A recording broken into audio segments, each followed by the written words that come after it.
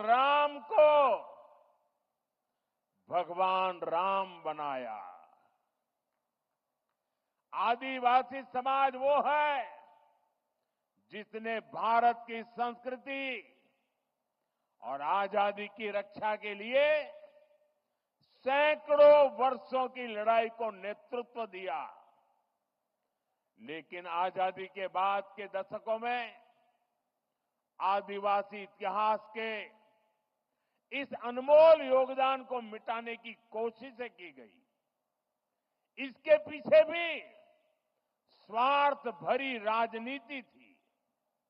राजनीति ये कि भारत की आजादी के लिए सिर्फ एक ही दल को श्रेय दिया जाए, लेकिन अगर एक ही दल, एक ही परिवार ने आजादी दिलाई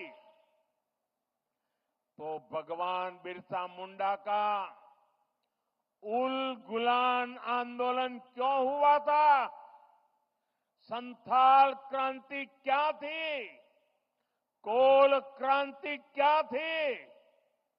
क्या हम महाराणा प्रताप के साथी उन रणबांकुरे भीलों को भूल सकते हैं क्या? कौन भूल सकता है सह्याद्री के घने जंगलों में छत्रपति शिवाजी महाराज को ताकत देने वाले जनजातीय भाई बहनों को?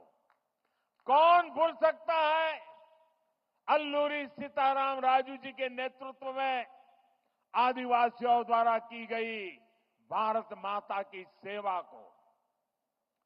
तिलका मांझी, सिद्धू कान्हो, बुधू भगत, तीरथ सिंह, तेलंग खरिया, गोविंद गुरु, तेलंगाना के रामजी गौंड, एमपी के बादल भोई, राजा शंकर शाह, कुंवर रघुनाथ शाह, मैं कितने ही नाम लूं।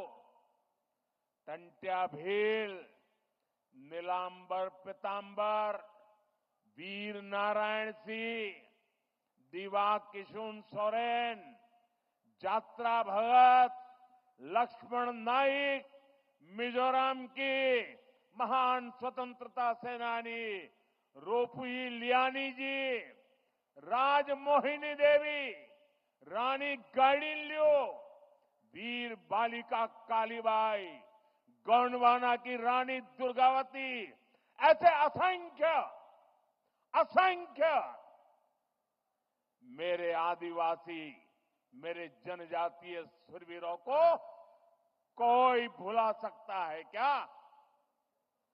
मानगढ़ में अंग्रेजों ने जो नरसंहार किया था,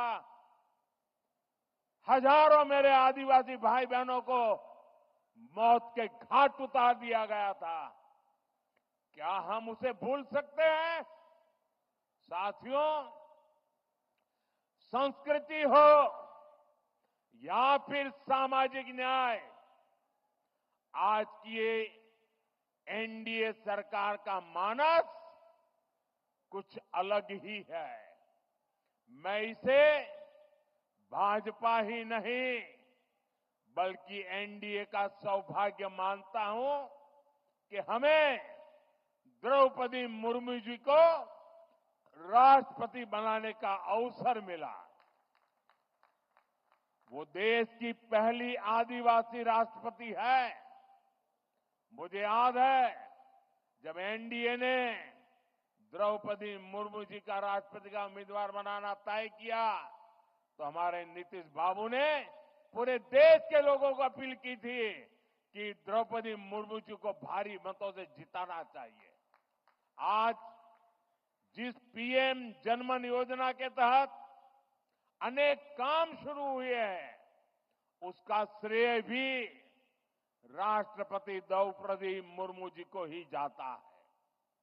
जब वो झारखंड की राज्यपाल थी और फिर जब वो राष्ट्रपति बनी तो अक्सर मुझसे आदिवासियों में भी अति पिछड़ी आदिवासी जनजातियों का जिक्र किया करती थी।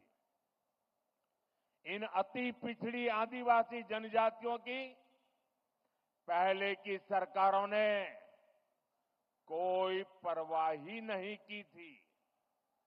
इनके जीवन से मुश्किलें कम करने के लिए ही 24,000 करोड़ रुपए की पीएम जनमन योजना शुरू की गई। पीएम जनमन योजना से देश की सबसे पिछड़ी जनजातियों की बस्तियों का विकास सुनिश्चित हो रहा है।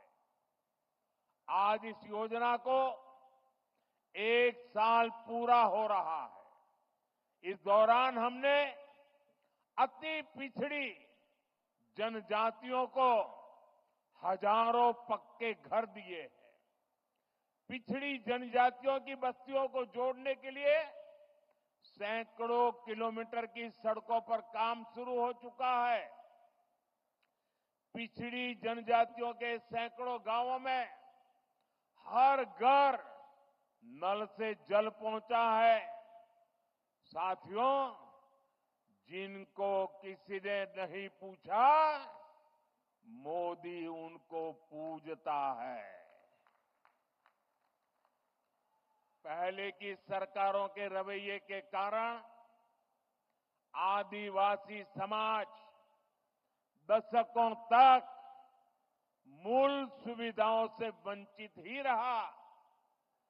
देश के दर्जनों आदिवासी बाहुल्य जिले विकास की गति में बहुत पिछड़ गए थे।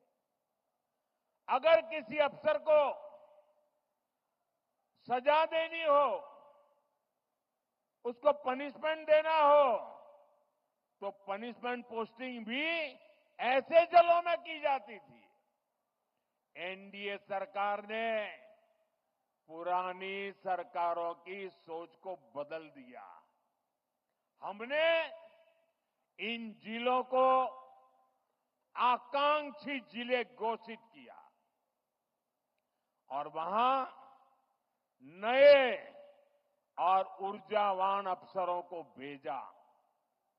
मुझे संतोष है, आज कितने ही आकांक्षी जिले विकास के कई पैरामीटर्स पर दूसरे जिलों से भी आगे निकल गए हैं।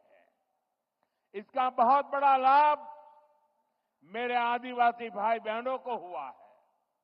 साथियों, आदिवासी कल्याण हमेशा से एनडीए सरकार की प्राथमिकता रहा है।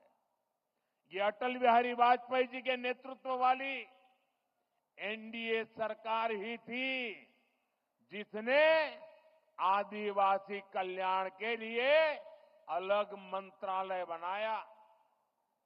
10 साल पहले आदिवासी क्षेत्रों, आदिवासी परिवारों के विकास के लिए बजट 25,000 करोड़ रुपए से भी कम था।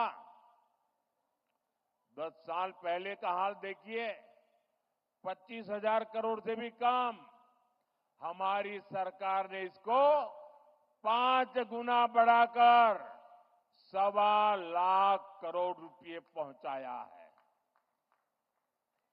अभी कुछ दिन पहले ही देश के 60,000 से अधिक आदिवासी गांवों के विकास के लिए एक विशेष योजना हमने शुरू की है।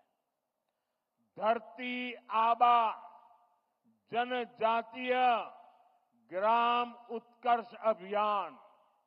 इसके तहत करीब 80,000 करोड़ रुपए आदिवासी गांवों में लगाए जाएंगे। इसका मकसद आदिवासी समाज तक जरूरी सुविधाएं पहुंचाने के साथ साथ युवाओं के लिए ट्रेनिंग और रोजगार के अवसर बनाने का भी है। इस योजना के तहत जगह जगह ट्राइबल मार्केटिंग सेंटर बनेंगे।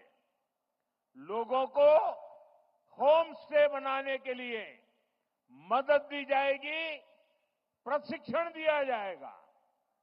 इससे आदिवासी क्षेत्रों में पर्यटन को बल मिलेगा और आज जो इको टूरिज्म की एक परिकल्पना बनी है, वो हमारे जंगलों में और आदिवासी परिवारों के बीच में संभव होगा और तब पलायन बंद हो जाएगा, पर्यटन बढ़ता जाएगा। साथियों, हमारी सरकार ने आदिवासी विरासत को सहेजने के लिए भी अनेक कदम उठाए हैं। आदिवासी कला संस्कृति के लिए समर्पित अनेक लोगों को पद्म पुरस्कार से सम्मानित किया गया है। हमने रांची में भगवान बिरसा मुंडा के नाम पर विशाल संग्रहालय की शुरुआत की और मेरा तो आग्रह है, हमारे सभी स्कूल के विद्यार्थियों ने भगवान बिरसा मुंडा का ये जो संग्रहालय बना है,